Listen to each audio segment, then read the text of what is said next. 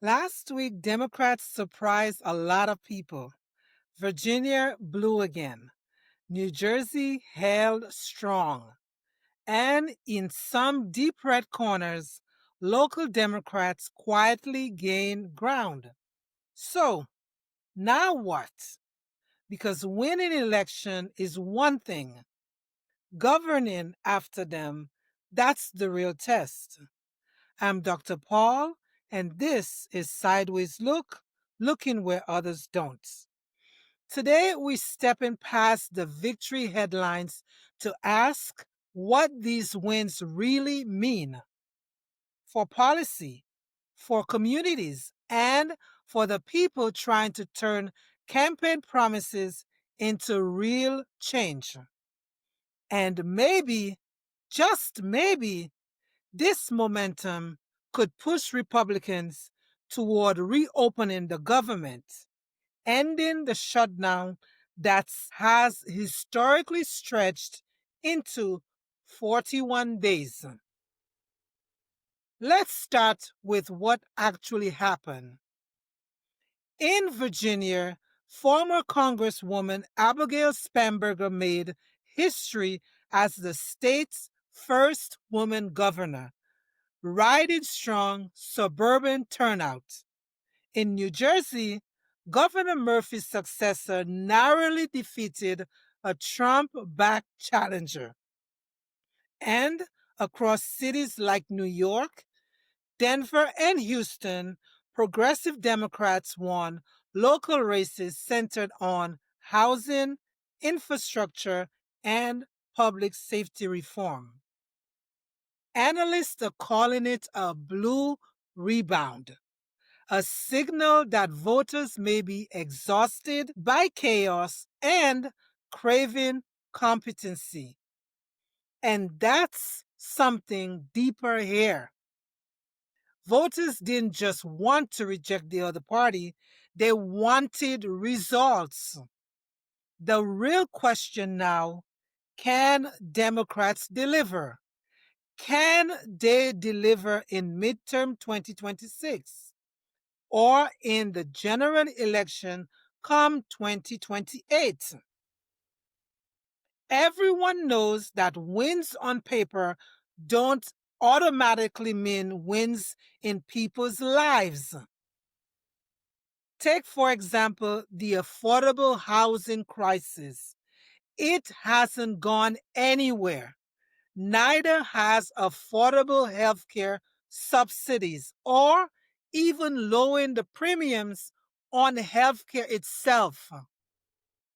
Climate disasters aren't pausing for policy rollout schedules either. And the machinery of government, the budgets, contracts, and agencies still moves at its own pace. You see, in Virginia, Governor Spanberger is focusing on housing stability and local resilience. In New Jersey, the new administration, they plan to expand workforce training and childcare access. These aren't flashy reforms. They're foundational. The quiet links between a political platform and people's everyday realities. Even with wins on the board, Democrats face a tightrope walk. Some legislatures remain split. Budgets are strained. Federal aid very uncertain. And when expectation exceeds what government can actually deliver, backlash isn't far behind. Still, these are early signs of movement. After 41 days of gridlock, Washington may finally be inching towards reopening the government. SNAP benefits could soon be restored after a federal judge intervention, and flights cancellation are easing as negotiations resume. So maybe the question isn't now what, but how. How do you govern inclusively? How do you rebuild trust when so many have turned out? That's the real work ahead. And it's far harder than winning votes.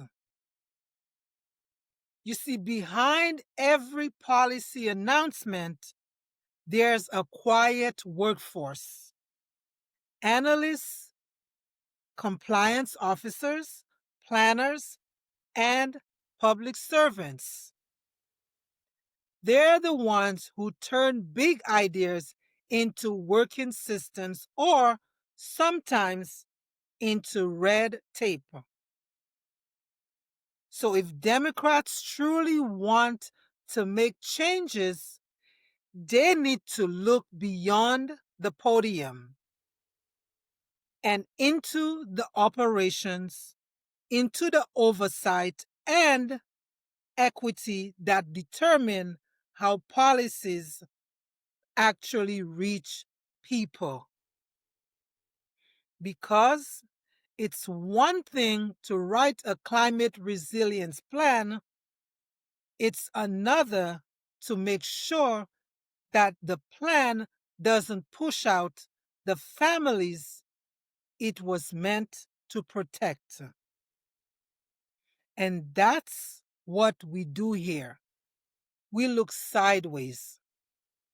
So, now that they won, what comes next? Maybe it's less about political power and more about policy endurance. The kind that lasts longer than a news cycle or a campaign season.